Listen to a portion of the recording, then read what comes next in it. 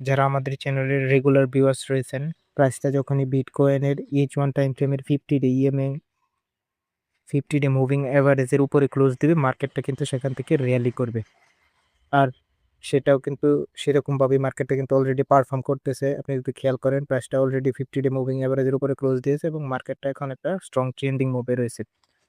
তো আজকের ভিডিওতে আমি আপনাদেরকে অ্যানালাইসিসের সাহায্যে দেখানোর চেষ্টা করব, এই যে আপনি যেই মুভটা দেখতে পাচ্ছেন, এটা কি কোনো রিট্রেসমেন্ট নাকি এখান থেকে আবার নতুন করে যেই ডেইলি চার্টে যে বুলিশ যে মোমেন্টাম রয়েছে সেখান থেকে আবার নতুন করে বুলিশ ইনফ্লো মার্কেটে শুরু হয়ে গেছে। তো আজকের এই ভিডিওটা আমরা ডলার ইন্ডেক্সের সাথে তুলনা করব, কারণ যারা নতুন রয়েছেন তাদেরকে বলে রাখি, যখন ডলার আপনার বুলিশ হয় তখন কিন্তু বিটকয়েন বেয়ারিশ হয়। তাই যদি বিটকয়েনকে বুলিশ হতে হয় অথবা আপ ট্রেন্ডে থাকতে হয়, তাহলে কিন্তু ডলারকে কিন্তু ডাউন ট্রেন্ডে যেতে হবে। তো আজকের ভিডিওতে এটাই আপনাদের সাথে তুলনা করে দেখাবো। তো চলুন বেশি কথা না বাড়িয়ে আজকের ভিডিওটি শুরু করি। চ্যানেল নতুন তার অবশ্যই চ্যানেলটিকে সাবস্ক্রাইব করে দিবেন এবং পাশে থাকা বেল আইকনটিতে ক্লিক করে দিবেন। আর ভিডিও ডেসক্রিপশনে থাকা লিঙ্কে ক্লিক করে আমাদের টেলিগ্রামে জয়েন হয়ে নেবেন, কারণ আমরা প্রতিদিন ইউএস সেশনের মার্কেট আপডেট টেলিগ্রামে শেয়ার করে থাকি। বিটকয়েনের অ্যানালাইসিস শুরু করি এবং আমরা এখন আছি বিটকয়েনের ডেইলি টাইম ফ্রেমে। যারা আমাদের গত ভিডিও দেখেছিলেন, আমরা কিন্তু বলেছিলাম ডেইলি টাইম ফ্রেমে কিন্তু একটা ডেঞ্জার জোন রয়েছে এবং এই জায়গা থেকে কিন্তু প্রাইসটা বাউন্স করার সবচেয়ে বেশি সম্ভাবনা রয়েছে, কেননা মার্কেট এখনো হায়ার হাই তৈরি করতেছে এবং এটা মার্কেটে বড় একটা রিট্রেস হতে পারে। তো এখানে কিন্তু আমি বলেছিলাম প্রাইসটা ম্যাক্সিমাম 50 ডে যে মুভিং অ্যাভারেজ রয়েছে সেখান থেকে কিন্তু রিজেক্ট হতে পারে। তো আপনি যদি খেয়াল করেন, প্রাইসটা কিন্তু ঠিক সেরকম ভাবে রিজেক্ট করেছিল এবং গত 2 দিনে বেশ বড় একটা বুলিশ মোমেন্টাম নিয়ে মার্কেটটা আগাচ্ছে। তো মার্কেটে আমরা তখনই বুলিশ কনফার্ম হবো যখন আপনার যে উপরে যে 20 ডে যে মুভিং এভারেজ রয়েছে 78,420 ডলারের আশেপাশে, সেটা যখন ব্রেক করবে তখন কিন্তু আমরা মার্কেটে বুলিশ মোমেন্টামে যাব। তবে আপনাদের সাথে ট্রেড আইডিয়াও আজকের ভিডিওতে শেয়ার করব। তবে তার আগে আমরা চলে যাব ডলার ইন্ডেক্সের চার্টে এবং ডলার ইন্ডেক্সের ডেইলি যে টাইম ফ্রেম রয়েছে তার অ্যানালাইসিসটা আপনাদের সাথে সর্বপ্রথম তুলে ধরবো। তো আমরা এখন আছি ডলার ইন্ডেক্সের ডেইলি চার্টে এবং আপনি যদি খেয়াল করেন, ডলার ইন্ডেক্সটা কিন্তু আপনার যে প্রিভিয়াস যেই সাপোর্ট ছিল এবং এখানে কিন্তু বেশ বড় একটা গ্যাপও ছিল, সেখানে কিন্তু প্রাইসটা অলরেডি ট্রেডিং করতেছে।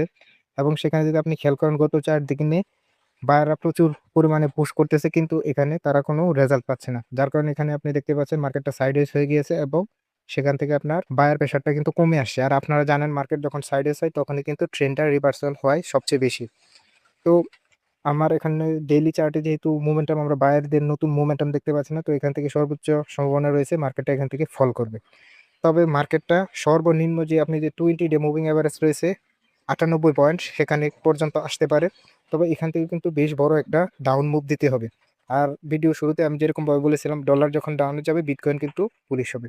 তো আপনি যদি ডলার একদম মিনিমাম যে রিট্রেসমেন্টটা রয়েছে সেটাও যদি ঘটে, তাহলে কিন্তু বিটকয়েনে আমরা স্টিল ভালো একটা আপসাইড মোমেন্টাম পাবো এবং সেখানে আমরা ট্রেড করতে পারবো। তো এখন আপনাদের সাথে আমি আগামীকালকের যেই ট্রেড প্ল্যান বা আইডিয়াগুলি রয়েছে সেগুলি কিন্তু আমি এখন আপনাদের সাথে শেয়ার করব। প্রতিদিনের সকল ট্রেড আইডিয়া পাওয়ার জন্য অবশ্যই আমাদের চ্যানেলটিকে সাবস্ক্রাইব করুন এবং ইনস্ট্যান্ট মার্কেট আপডেট পাওয়ার জন্য ভিডিওর ডেসক্রিপশনে দেওয়া লিঙ্কটিকে ক্লিক করে আমাদের টেলিগ্রামে জয়েন হয়ে নিন, কেননা সেখানে ইউএস সেশনের আগে আমি কিন্তু লাইভ মার্কেট আপডেট আপনাদের সাথে শেয়ার করি।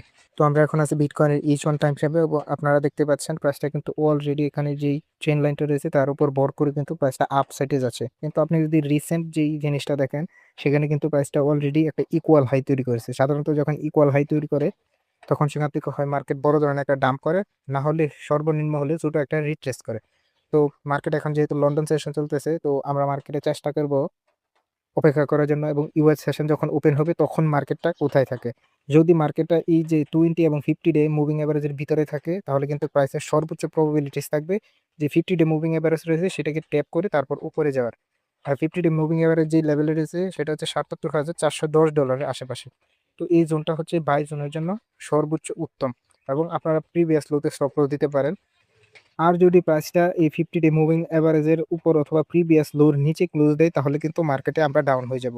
তবে যেহেতু ডেইলি টাইম ফ্রেম বুলিশ রয়েছে, আমরা আপাতত চেষ্টা করব মার্কেটে আপনার বুলিশ থাকার জন্য। তো আমরা যে মার্কেটে যে বুলিশ যে ট্রেড প্ল্যানটা করেছিলাম সেটা কি আসলে বুলিশ থাকবে কিনা সেটা বোঝার জন্য আমাদেরকে যেতে হবে ডলার চার্টে। আমি আবারও বলতেছি, যখন বিটকয়েন বুলিশ থাকবে অথবা আমাদের ট্রেড প্ল্যান যদি বুলিশ হয়, তাহলে কিন্তু বিটকয়েন অবশ্যই বেরিশ হতে হবে। তো আমরা এখন চলে যাবো ডলার ইন্ডেক্সের চার্টে এবং দেখবো ডলার কি বেরিশ কিনা। যদি বেরিশ হয় তাহলে কিন্তু আমরা এখানে বাই মোমেন্টামে এন্ট্রি নেব। তো আমরা এখন আছি ডলার ইন্ডেক্সের এইচ ওয়ান টাইম ফ্রেমে এবং আপনি যদি খেয়াল করেন, ডলার ইন্ডেক্স কিন্তু স্ট্রং বেরিশ রয়েছে। তো আমরা এখানে কিভাবে বুঝলাম ডলার ইন্ডেক্সটা স্ট্রং বেরিশে রয়েছে?